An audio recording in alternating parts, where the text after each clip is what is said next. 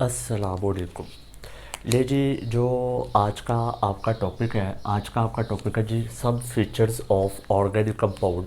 आपने आज organic compound के कुछ फीचर्स देख लिए, कुछ उनकी इम्पोर्टेंस देख लिया, कुछ उनकी खसूसियत देख ली है ऑर्गेनिक कंपाउंड की, कि ऑर्गेनिक कंपाउंड की क्या खसूसियत होती है, जो वो खसूसियत ऑर्गेनिक कंपाउंड को इनऑर्गेनिक कंपाउंड से क्या करती है, डिफरेंशिएट करती है।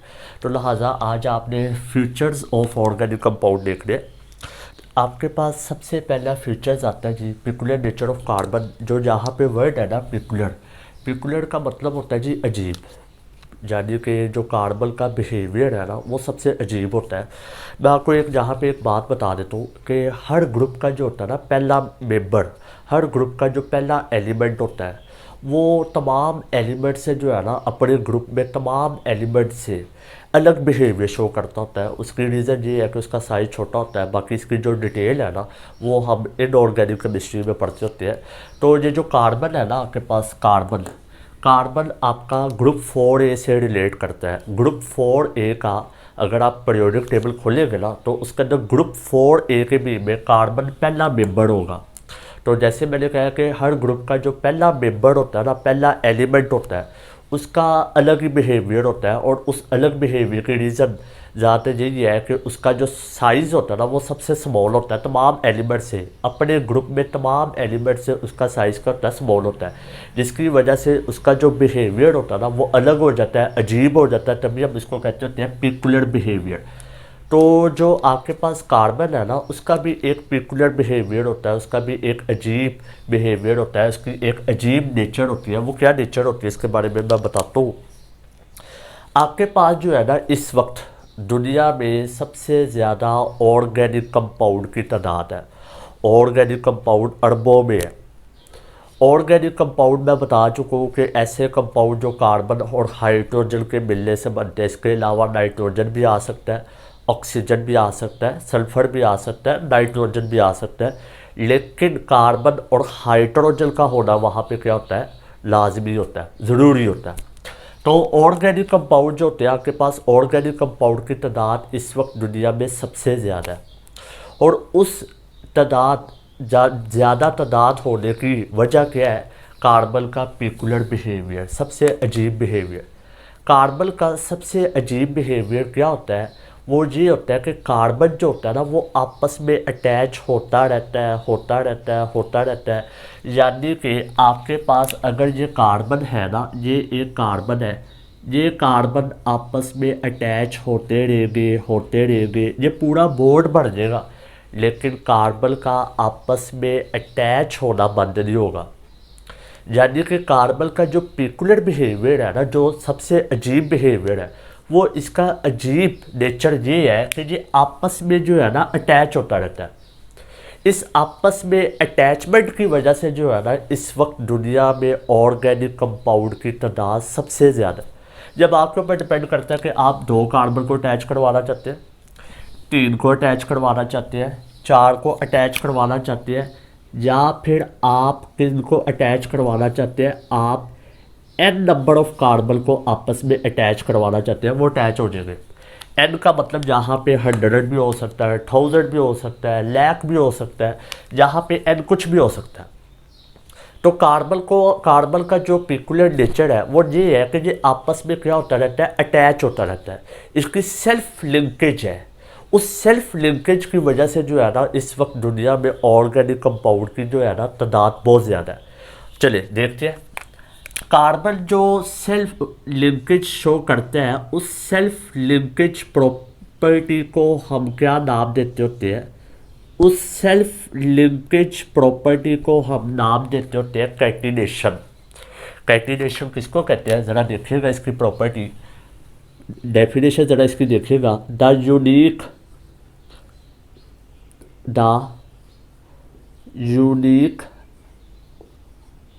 ability of the unique ability of carbon atoms to link with other carbon atoms to form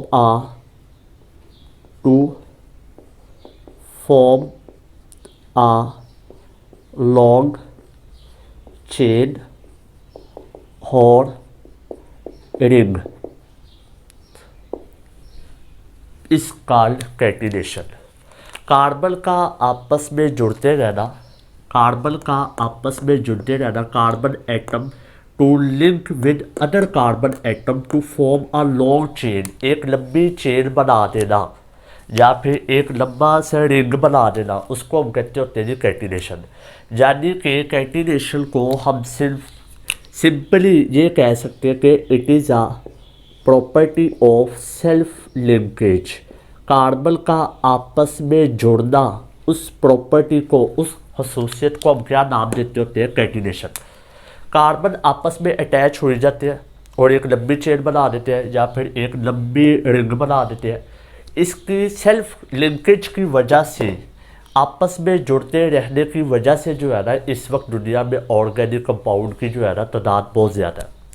अगर कार्बन आपस में ना जुड़ता होता तो इस वक्त ऑर्गेनिक कंपाउंड की तादाद कम होती, लेकिन वो आपस में जुड़ता रहता है और एक लंबी चेन बना देता है, एक लंबा रिंग बना देता है, जिसकी वजह से ऑर्गेनिक कंपाउंड की तादाद इस वक्त दुनिया में सबसे ज़्यादा है। तो ये जो प्रॉपर्टी है ना, ये पीरियोडिक टेबल में 118 एलिमेंट में से ये प्रॉपर्टी सिर्फ और सिर्फ किसके पास है? कार्बन के पास है। तभी हम कहते होते हैं पेक्युलर नेचर ऑफ कार्बन, के कार्बन का सबसे अजीब बिहेवियर है। कार्बन एक सबसे मुनफरिद बिहेवियर शो करता है और वो उसका मुनफरिद बिहेवियर क्या है? वो सबसे अलग बिहेवियर क्या है? उसकी सेल्फ लिंकेज की वजह से ही आज दुनिया में ऑर्गेनिक कंपाउंड की तादाद सबसे ज़्यादा है। ठीक हो गई जी बात। ले जी, आपके पास जो दूसरा फीचर है ना, वो दूसरा फीचर ऑफ ऑर्गेनिक कंपाउंड क्या है कि non ionic character of organic compound. जो आपके पास ऑर्गेनिक कंपाउंड होते हैं ना, उनका नॉन आयोनिक करैक्टर होता है। नॉन आयोनिक करैक्टर का क्या मतलब है कि ऑर्गेनिक कंपाउंड के ऊपर किसी किस्म का कोई चार्ज, पॉजिटिव और नेगेटिव चार्ज नहीं होता। इसी वजह से हम कहते होते हैं कि organic compound are non ionic in nature, या उनका कौन सा करैक्टर होता है? नॉन आयोनिक करैक्टर होता है। इसका मतलब ये है कि अगर ऑर्गेनिक कंपाउंड का नॉन आयोनिक करैक्टर है तो फिर उनका कौन सा करैक्टर होगा? आयोनिक तो नहीं है। नॉन आयोनिक का मतलब है उनका आयोनिक करैक्टर नहीं है, फिर उनका करैक्टर होता है कोवलेंट करैक्टर। अब ऑर्गेनिक कंपाउंड का कोवलेंट करैक्टर क्यों होता है, आयोनिक करैक्टर क्यों नहीं होता? ज़रा देखिएगा। ले जी, सबसे पहले मैं आपको बता देता हूँ कि आपके पास एक बॉन्डिंग होती है, उस बॉन्डिंग को हम नाम देते होते हैं आयोनिक बॉन्डिंग।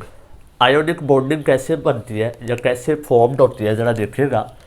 आयोनिक बॉन्ड तब बनता है जब मेटल्स और नॉन मेटल्स आपस में मिलते हैं ना, तो उनके दरमियान बनने वाला बॉन्ड कौन सा होता है?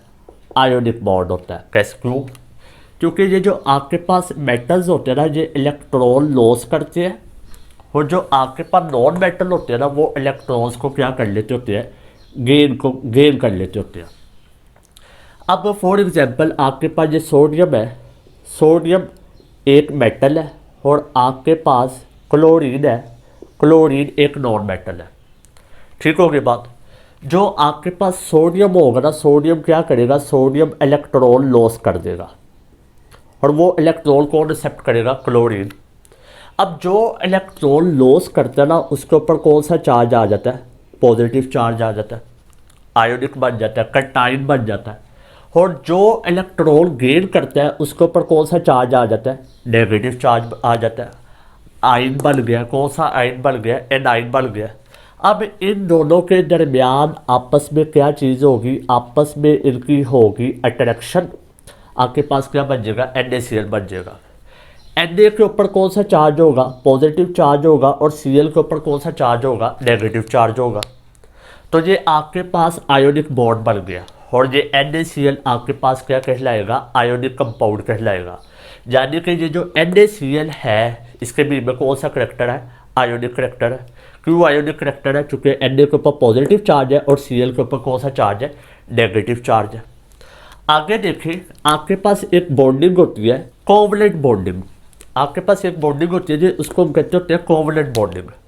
अब जो कोवलेंट बॉन्डिंग या कोवलेंट बॉन्ड कब बनता है, ज़रा देखिएगा। नॉन मेटल्स का कम्बिनेशन किसके साथ हो, नॉन मेटल्स के साथ हो। जब आपका नॉन मेटल्स का कम्बिनेशन नॉन मेटल्स के साथ होता है ना, तो उनके दरमियान जो बॉन्ड बनता है उस बॉन्ड को हम कहते होते हैं कोवलेंट बॉन्ड। अब कोवलेंट बॉन्ड क्या होता है, म्यूचुअल शेयरिंग ऑफ इलेक्ट्रॉन होती है। इलेक्ट्रॉन्स की यहाँ पे क्या हो रही होती है, शेयरिंग हो रही होती है, जबकि आयोनिक बॉन्ड में इलेक्ट्रॉन्स का क्या हो जाता है, ट्रांसफर हो जाता है। फॉर एग्जांपल आपके पास ये क्लोरीन है, क्लोरीन के आउटर मोस्ट शेल में कितने इलेक्ट्रॉन होते हैं, ये क्लोरीन के आउटर मोस्ट शेल में होते हैं जी 7 इलेक्ट्रॉन, 7 इलेक्ट्रॉन। ये जी ये 7 इलेक्ट्रॉन है। इस क्लोरीन को कितने इलेक्ट्रॉन चाहिए, सिर्फ 1 इलेक्ट्रॉन चाहिए ताकि इसका ऑक्टेट पूरा हो जाए। अब हमने इस क्लोरीन का कम्बिनेशन किसके साथ करवाना है, नॉन मेटल के साथ करवाना है। नॉन मेटल का कम्बिनेशन नॉन मेटल के साथ ही करवाएंगे। तो मैं यहाँ पे नॉन मेटल चूज़ कर लेता हूँ, फॉर एग्जांपल हाइड्रोजन। हाइड्रोजन के आउटर मोस्ट शेल में कितने इलेक्ट्रॉन होते हैं, 1 इलेक्ट्रॉन होता है। ठीक होगी बात। अब इसको कितने इलेक्ट्रॉन चाहिए, 1 इलेक्ट्रॉन चाहिए ताकि इसका डुप्लेट पूरा हो जाए। ये भी नॉन मेटल है, ये भी नॉन मेटल है। दोनों नॉन मेटल इलेक्ट्रॉन को लॉस करना पसंद ही नहीं करते। ऊपर देखे ना, ऊपर मेटल ने इलेक्ट्रॉन को लॉस किया था, नॉन मेटल ने इलेक्ट्रॉन को गेन किया था। अब यहाँ पे ये भी नॉन मेटल है, ये भी इलेक्ट्रॉन गेन करना चाहता है। ये नॉन मेटल है, ये भी इलेक्ट्रॉन को गेन करना चाहता है। इस इलेक्ट्रॉन्स के गेन करने के चक्करों में ना यहाँ पे इलेक्ट्रॉन्स की क्या हो जाती होती है, शेयरिंग हो जाती होती है। तो यहाँ पे आपके पास क्या बन जाएगा, HCl। यहाँ पे आपके पास क्या बन जाएगा, HCl। यहाँ पे इलेक्ट्रॉन्स की क्या हो चुकी हुई है, यहाँ पे इलेक्ट्रॉन्स की शेयरिंग हो चुकी हुई है। क्यों शेयरिंग हुई है, क्योंकि आपने नॉन मेटल का बॉन्ड नॉन मेटल के साथ बनवाया है। जब नॉन मेटल का बॉन्ड नॉन मेटल के साथ बने ना, तो वहाँ पे इलेक्ट्रॉन्स की क्या हो जाती होती है, शेयरिंग हो जाती होती है। तो ये आपके पास एक कंपाउंड बन गया है HCl का, जिसको हम कहते होते हैं कोवलेंट कंपाउंड। जहाँ तक बात क्लियर हो गई।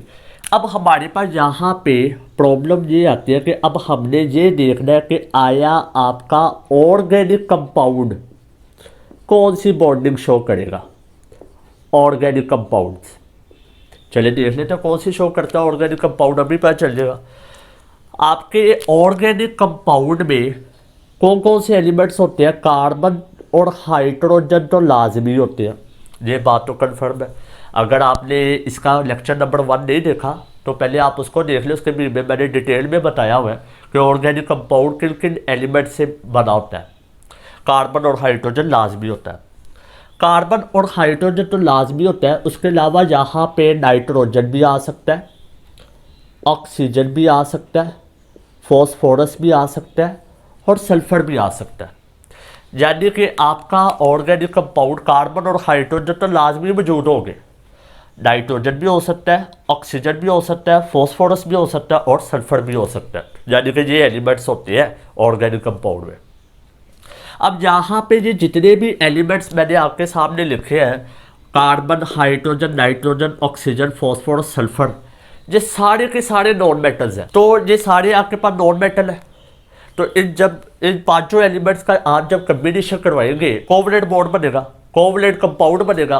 कोवलेंट कंपाउंड में क्या चीज़ होती है, कोवलेंट बॉन्डिंग होती है।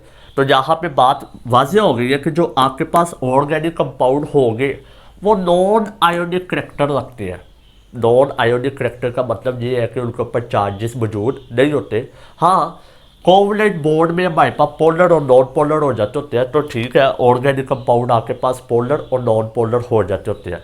लेकिन यहाँ पे आयोनिक बॉन्डिंग और कोवलेंट बॉन्डिंग के ऊपर बात हो रही है फिलहाल कि ऑर्गेनिक कंपाउंड के बीच में कौन सा बॉन्ड होता है, कोवलेंट बॉन्ड होता है, आयोनिक बॉन्ड नहीं होता। तभी हम कहते होते हैं non ionic character of organic compound. और ये बात मैंने आपको वाज़ेह कर दिया कि ऑर्गेनिक कंपाउंड के बीच में नॉन आयोनिक करैक्टर होता है, यानी कि उनके ऊपर चार्जेस मौजूद नहीं होते।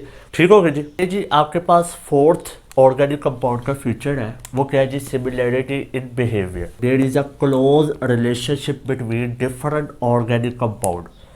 सिमिलैरिटी इन बिहेवियर का मतलब ये है कि डिफरेंट ऑर्गेनिक कंपाउंड्स होते हैं, और उनके दरमियान जो बिहेवियर होता है ना वो सिमिलर होता है, यानी कि उनके दरमियान क्लोज रिलेशनशिप होता है। अब सिमिलरिटी इन बिहेवियर को यहाँ पे पढ़ने का क्या मकसद है? अगर अगर डिफरेंट ऑर्गेनिक कंपाउंड्स के दरमियान रिलेशनशिप है तो उससे हमें क्या फ़ायदा होगा? उससे आपको ये फ़ायदा होगा कि आप बजाय बड़े कंपाउंड को पढ़ने के आप छोटे कंपाउंड को पढ़ सकते हैं। उसका ये फ़ायदा होता है। देखते हैं, मैं आपको बताता हूँ कैसे। अब ये जो क्लोज रिलेशनशिप है ना, ये किस वजह से आता होता है? ये आता होता है reason due to homologous series. Homologous series किसको कहते हैं? होमो का मतलब होता है सेम, लोगस का मतलब होता है नेम, यानी कि जिन ऑर्गेनिक कंपाउंड के नाम नेम एक जैसे होंगे उनके दरमियान कोई ना कोई क्लोज रिलेशनशिप लाजमी होगा। चलिए इसको समझते हैं कि होमोलोगस सीरीज़ क्या होती है और किस तरह उनके दरमियान रिलेशन सिमिलर होता है, सेम होता है, और उससे हमें किस तरह फ़ायदा होता है। ज़रा देखिएगा। ले जी, मैं आपके सामने जो है ना कुछ ऑर्गेनिक, कुछ हाइड्रोकार्बन को डिस्कस करने लगूँ। आपके पास हाइड्रोकार्बन अल्केन, अल्कीन, अल्काइन है जो कि आप लोअर स्टैंडर्ड में पढ़ के आए हो है, मैं उसी को ही डिस्कस कर दूँ। ज़्यादा आगे नहीं जा रहा, अल्कोहल एल्डिहाइड कीटोन्स वगैरह की अभी मैं बात नहीं कर रहा, मैं सिर्फ बेसिक बात कर दूँ। अल्केन, अल्कीन, अल्काइन, चैप्टर 8 इसी पे ही है, अल्केन, अल्कीन, अल्काइन पे ही है। लीजिए शुरू करते हैं। आपके पास एक हाइड्रोकार्बन होता है, उस हाइड्रोकार्बन का नाम होता है अल्केन। लीजिए अल्केन।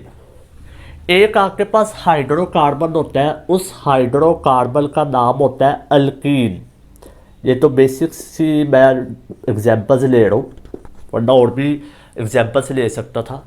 और कुछ हाइड्रोकार्बन होते हैं उनका नाम होता है अल्काइल्स। लीजिए ये आपके पास अल्काइल्स है। ये एग्जांपल्स मैंने इसलिए ली है क्योंकि ये आपने पढ़ी हुई है पहले भी।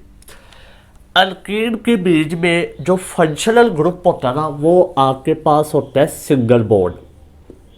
लीजिए अगर कार्बन और कार्बन के दरमियान सिंगल बॉन्ड हो तो उसको हम कहते होते हैं जी अल्केन है। अल्कीन्स के बीच में कार्बन और कार्बन के दरमियान कितने बॉन्ड होते हैं? डबल बॉन्ड होते हैं।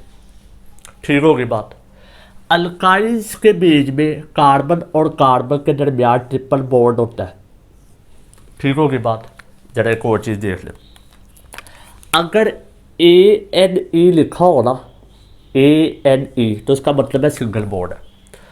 अगर ENE लिखा हो ना तो इसका मतलब है डबल बॉन्ड है। अगर YNE लिखा हो ना तो इसका मतलब है ट्रिपल बॉन्ड है। क्लियर होगी बात। ले जी अब आगे और चीज़ देखते हैं। अल्कीन का जो आपके पास जनरल फार्मूला होता है ना, मॉलिक्यूलर फार्मूला, वो आपके पास होता है CnH2n+2। ठीक होगी बात। जो आपके पास अल्कीन होता है उसका मॉलिक्यूलर फार्मूला होता है CnH2n, और जो आपके पास अल्काइन होता है उसका जनरल फार्मूला होता है CnH2n-2। ले जी जनरल फार्मूला भी लिख लिया। क्लियर होगी बात। ले जी अब हम इसके ना 1 बाय 1 मेंबर्स निकालने की कोशिश करते हैं। ले जी ये पहला मेंबर मैं निकालने लगूँ। First member n is equal to 1। ले जी यहाँ पे 1 पुट करें तो आपके पास क्या आंसर आएगा? आपके पास आंसर आएगा CH4, जिसको हम कहते होते हैं मिथेन। ये आपके पास है मिथेन। ले जी मिथेन। ठीक होगी बात। ये आपके पास दूसरा मेंबर है n इज इक्वल टू 2, और जब मैं यहाँ पे 2 पुट करूँगा तो आपके पास क्या आएगा? C2। यहाँ पे 2 पुट करेंगे तो 2 2 4, 4 + 2 6, तो ये आपके पास आ जाएगा CH3, सिंगल बॉन्ड CH3। इसका क्या नाम होता है? इसका आपके पास नाम होता है इथेन। ले जी मज़ीद आगे चलते हैं।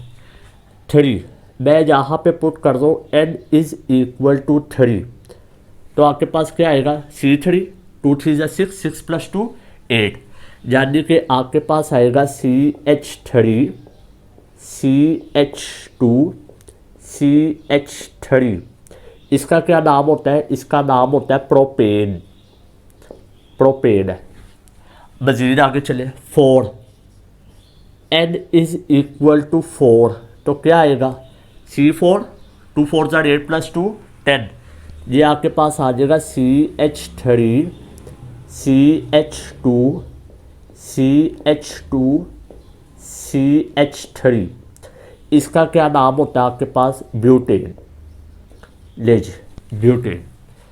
अगर आपने एक चीज़ गौर की हो तो इन चारों के नाम में एक चीज़ कॉमन आ रही है।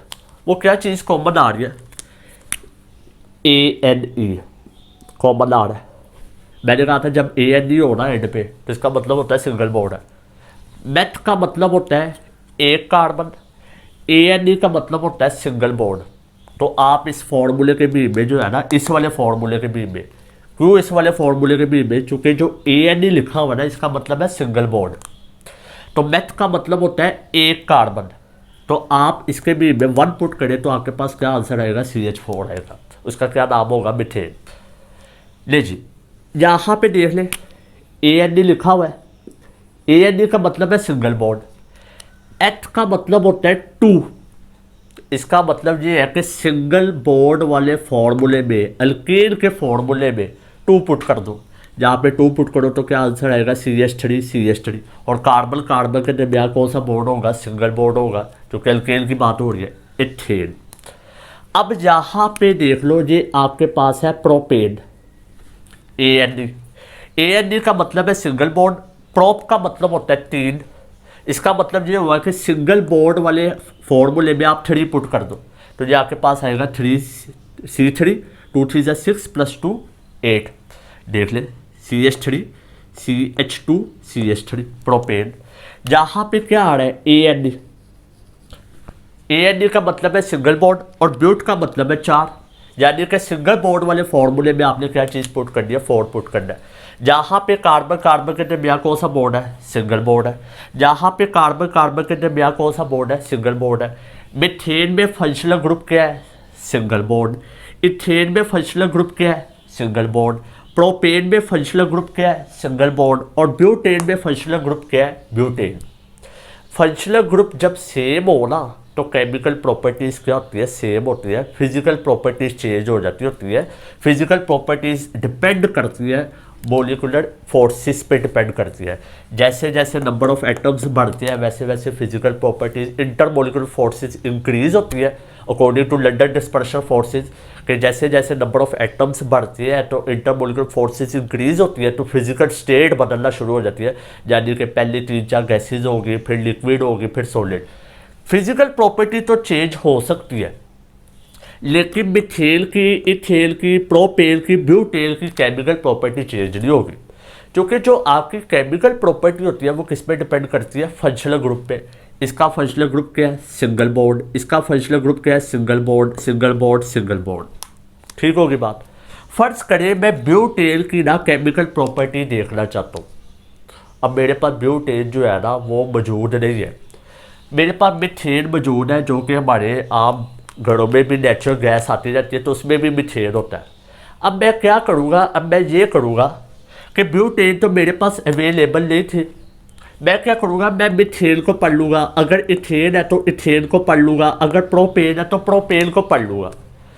अगर मेरे पास मिथेन मौजूद है और मैं ब्यूटेन की प्रॉपर्टी पढ़ना चाहता था, ब्यूटेन मेरे पास मौजूद नहीं है, मैं उसकी केमिकल प्रॉपर्टीज़ को देखना चाहता था, वो मौजूद नहीं है, तो मैं क्या करूँगा? मिथेन की केमिकल प्रॉपर्टी देख लूँगा, या फिर इथेन की केमिकल प्रॉपर्टी देख लूँगा, या फिर प्रोपेन की केमिकल प्रॉपर्टी देख लूँगा। चाहे इसकी केमिकल प्रॉपर्टी पढ़ लो, चाहे इसकी पढ़ लो, चाहे इसकी पढ़ लो, चाहे इसकी पढ़ लो, इन सब के दरमियान केमिकल प्रॉपर्टी क्या होगी? सेम होगी। तो इसका मतलब ये है कि सिमिलैरिटी इन बिहेवियर वो किस वजह से होता है? होमोलोगस सीरीज की वजह से होता है।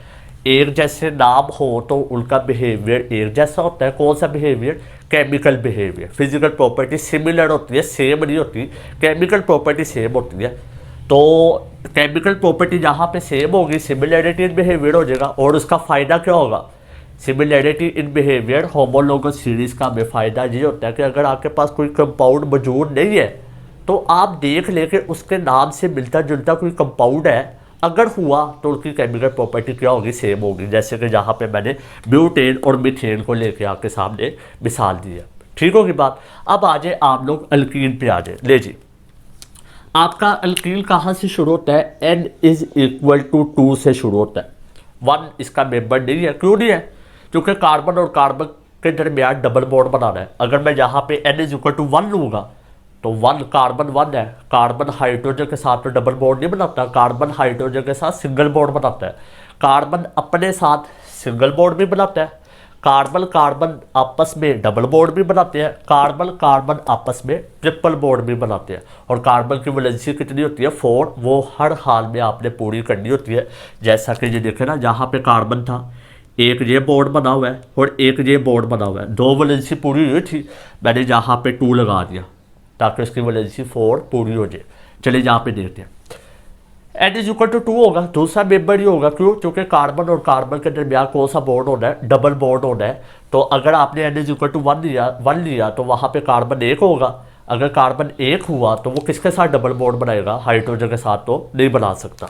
ले जी, आपके पास क्या होगा, ले जी, ये आपने कार्बन लिख लिए 2 और दोनों कार्बन के दरमियान डबल बॉन्ड लगा दे, क्योंकि हम अल्कीन की बात कर रहे हैं। 2 कार्बन हो गए, 2 पुट करें, H कितने हो गए, 4। ले जी, अब 4H लिखते हैं। जहाँ पे कार्बन ने 2 बॉन्ड बना लिए, कार्बन की कितनी वैलेंसी होती है, 4, उनने हर हार में 4 बॉन्ड बनाने होते हैं, 2 बॉन्ड बना लिए, 2 रहते हैं। तो मैं यहाँ पे क्या करूँगा, H2 लगा दूंगा, ठीक हो गया। इस कार्बन ने 2 बॉन्ड बनाए हुए हैं, 2 वैलेंसी रहती है, तो यहाँ पे मैं क्या लगा दूंगा, H2 लगा दूंगा।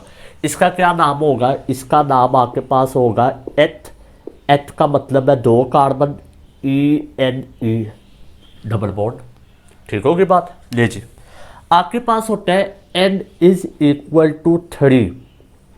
ले जी, n इज इक्वल टू 3।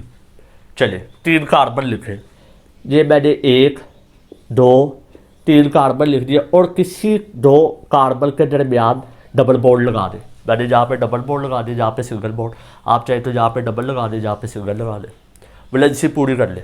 देख लीजिए, जहाँ पे कार्बन ने 2 बॉन्ड बनाए हुए हैं तो जहाँ पे क्या आ जाएगा, H2। जहाँ पे कार्बन ने 3 बॉन्ड बनाए हुए हैं, 1 रहता है तो ये H लगा दूंगा। जहाँ पे कार्बन ने 1 बॉन्ड बनाया हुआ है तो 3 रहते हैं, तो जहाँ पे मैं क्या लगा दूंगा, 3। अच्छा sorry, n is equal to 3 है, ठीक हो गया। तो n is equal to 3 put करिए, C3, 2 3 जा 6, देख ले, हाइड्रोजन 3 + 1 4, 4 + 2 6, हाइड्रोजन पूरे है। इसका क्या नाम होता है, टोटल के लिए कार्बन है 3, तो इसका नाम होता है प्रोप, प्रोप का मतलब होता है 3, और आगे लगा देंगे END का मतलब है डबल बॉन्ड। ले जी, n इज इक्वल टू 4। ले जी, n is equal to 4, 4 carbon लिखे, 1 2 3 4, कहीं पे आप सिंगल लगा दें और कहीं पे आप डबल बॉन्ड लगा दें, डिपेंड करता है आप पे। वैलेंसी पूरी कर ले, जहाँ पे क्या आ जाएगा, H2, जहाँ पे क्या आ जाएगा, H, जहाँ पे क्या आ जाएगा, H2, जहाँ पे क्या आ जाएगा, H3 आ जाएगा। इसका क्या नाम होता है, इसका नाम होता है ब्यूटीन। ले जी, देख ले, हम जो आपके पास अल्कीन है वो भी होमोलोगस सीरीज प्रोड्यूस कर दिया। कैसे, ये देखें, यहाँ पे ethene END, propene END, butene END, इन तीनों का नाम एक जैसा है, इथीन प्रोपीन ब्यूटीन। इन तीनों के बीच में फंक्शनल ग्रुप कौन है, डबल बॉन्ड है। END से पता चल रहा है कि जहाँ पे क्या होगा, functional group double bond. END से पता चल रहा है जहाँ पे फंक्शनल ग्रुप क्या होगा, डबल बॉन्ड। END से पता चल रहा है जहाँ पे फंक्शनल ग्रुप क्या होगा, डबल बॉन्ड होगा। अगर आपने इथीन की केमिकल प्रॉपर्टीज पढ़ ली है तो आपको प्रोपीन और ब्यूटीन की पढ़ने की जरूरत नहीं है, दोनों की केमिकल प्रॉपर्टी सेम होगी। क्यों, क्योंकि केमिकल प्रॉपर्टी डिपेंड करती है फंक्शनल ग्रुप पे, ठीक होगी बात। अब आ जाए अल्काइन पे। ले जी, जहाँ पे भी same n is equal to 2 होगा, पहला मेंबर नहीं होगा। क्यों, क्योंकि कार्बन ने ट्रिपल बॉन्ड बना दिया, हाइड्रोजन के साथ तो बन नहीं सकते, कार्बन कार्बन भी बन सकते हैं। ले जी, तो जहाँ पे क्या आ जाएगा, 2 कार्बन लिखे और 2 कार्बन के दरमियान आप ट्रिपल बॉन्ड लगा दें, ठीक हो गया। ले जी, इस कार्बन ने 3 बॉन्ड बनाए हुए हैं, 1 वैलेंसी रहती है, तो यहाँ पे क्या आ जाएगा, H, यहाँ पे क्या आ जाएगा, H, ठीक हो गया, इसको हम कहते होते हैं इथाइन। एथाइन ले जी। उसके बाद आपके पास आता होता है यहाँ पे n इज इक्वल टू 3, तो यहाँ पे क्या आएगा, 3 कार्बन लिखे, ये मैंने 3 कार्बन लिख दिए। किसी 2 कार्बन के दरमियान ट्रिपल बॉन्ड लगा दे, बाकी सिंगल। ले जी, यहाँ पे वैलेंसी पूरी कर लीजिए। कार्बन ने 3 बॉन्ड बनाए हुए हैं, 1 H लग जाएगा। इस कार्बन के 4 बॉन्ड बने हुए हैं, 1 2 3 4, और इस कार्बन के 3 रहती है बॉन्ड, तो ये H3 लगा दूंगा। इसका क्या नाम होगा, इसका नाम आपके पास होगा प्रोपाइन। इसका आपके पास नाम होगा जी प्रोपाइन। ले जी, आगे आपके पास आ जाता है जी n is equal to 4, 4 carbon लिखे, 1 2 3 4। किसी 2 कार्बन के दरमियान ट्रिपल बॉन्ड लगा दे, बाकी सिंगल। वैलेंसी पूरी कर ले। जहाँ पे क्या आ जाएगा, H3, यहाँ पे कुछ भी नहीं आएगा चूँकि 4 बॉन्ड बने हुए हैं, जहाँ पे भी कुछ नहीं आएगा। यहाँ पे क्या आ जाएगा, H3 आ जाएगा। इसको हम क्या नाम देते होते हैं, इसको हम नाम देते होते हैं ब्यूटाइन। ले जी, अब देख ले, अल्काइड भी होमोलोगस सीरीज प्रोड्यूस कर रहा है। किस तरह कर रहा है, इसके नाम के एंड पे क्या आ रहा है, ethyne, YN YN YN। YN का मतलब क्या है, ट्रिपल बॉन्ड। YN का मतलब ट्रिपल बॉन्ड। इन तीनों के बीच में फंक्शनल ग्रुप क्या होगा, सेम होगा, और वो कौन सा होगा, ट्रिपल बॉन्ड। आप चाहे इथाइन को पढ़ ले, चाहे प्रोपाइन को पढ़ ले, चाहे ब्यूटाइन को पढ़ ले, इन तीनों की केमिकल प्रॉपर्टीज क्या होगी, सेम होगी। ठीक होगी जी। ले जी, अगली 4th फीचर आपके पास ऑर्गेनिक कंपाउंड का है, वो है जी कम्प्लेक्सिटी। कम्प्लेक्सिटी का मतलब होता है पेचीदगी यानी मुश्किल। ऑर्गेनिक कंपाउंड जो होते हैं वो आपके पास बहुत मैक्रो मॉलिक्यूल बना देते होते हैं। मैक्रो मॉलिक्यूल का मतलब है एक बहुत लार्ज मॉलिक्यूल बना देते होते हैं, जिसकी वजह से उनके बीच में क्या चीज़ आ जाती होती है, कम्प्लेक्सिटी आ जाती होती है, पेचीदगी आ जाती होती है। तो कुछ एग्जाम्पल ले लेते हैं। फॉर एग्जाम्पल, आपके पास एक ऑर्गेनिक कंपाउंड है, उस ऑर्गेनिक कंपाउंड का नाम होता है स्टार्च। ठीक हो गई जी बात। यहाँ पे जो आपके पास स्टार्च है ना, स्टार्च का जो आपके पास मोलिकुलर फार्मूला होता है वो होता है C6H10O5। ये आपके पास ब्रैकेट लगा के लग जाता है N। N का मतलब जहाँ पे 1 भी हो सकता है, N का मतलब जहाँ पे 2 भी हो सकता है, 100 भी हो सकता है, 1000 भी हो सकता है, लाख भी हो सकता है, बिलियन भी हो सकता है। इसका मतलब ये है कि जो आपके पास ऑर्गेनिक कंपाउंड होते हैं वो मैक्रो मॉलिक्यूल बना देते होते हैं। जब मैक्रो मॉलिक्यूल बन जाए तो उनके बीच में क्या चीज़ आ जाती होती है, कम्प्लेक्सिटी आ जाती होती है। जैसा कि एक और एग्जाम्पल देखें, आपके पास होते हैं अमाइनो एसिड्स। अमाइनो एसिड्स, आपको पता होगा शायद कि अमाइनो एसिड्स जब आपस में मिलते हैं, अमाइनो एसिड्स जब आपस में मिलते हैं, और कितने अमाइनो एसिड्स आपस में मिलते हैं, मोर देन 10,000 अमाइनो एसिड आपस में मिलते हैं, तो आपके पास क्या बनता होता है, आपके पास बनता होता है प्रोटीन। प्रोटीन भी आपके पास क्या है, ऑर्गेनिक कंपाउंड है। कैसे, क्योंकि अमाइनो एसिड आपके पास ऑर्गेनिक कंपाउंड है, तो उससे बनने वाला जो प्रोटीन होगा वो भी आपके पास क्या होगा, ऑर्गेनिक कंपाउंड होगा। जब मोर देन 10,000 अमाइनो एसिड्स आपस में मिलते हैं तो आपके पास क्या बन जाता है, प्रोटीन बन जाता होता है। तो देख लिए कि ऑर्गेनिक कंपाउंड जो है वो मैक्रो मॉलिक्यूल बनाते हैं, और मैक्रो मॉलिक्यूल बनाने की वजह से उनके बीच में क्या चीज़ आ जाती होती है, कम्प्लेक्सिटी आ जाती होती है। तो ये आपके पास 2 एग्जाम्पल थी। इस वीडियो के लेक्चर में मैंने आपका वो बुक से जो है ना नोट अपलोड किया हुआ है, और इसके ऊपर मैंने निशान लगाए हुए हैं कि कहाँ से कहाँ तक करने हैं, क्योंकि बुक में ये ऑलरेडी शॉर्ट में लिखा हुआ है, तो लिहाजा इसके मैंने स्पेशल कोई नोट्स नहीं बनाए। बुक वाले को जो है ना निशान लगा के ना वो अपलोड कर दिया हुआ है। इसके साथ ही इसके एंड पे, इस वीडियो के लेक्चर के एंड पे ही है। तो अगर कोई आपको बात समझ ना आई हो तो आप नीचे कमेंट्स में पूछ सकते हैं, या फिर फेसबुक के पेज पे पूछ सकते हैं। अपना ख्याल रखिएगा। अल्लाह हाफिज़।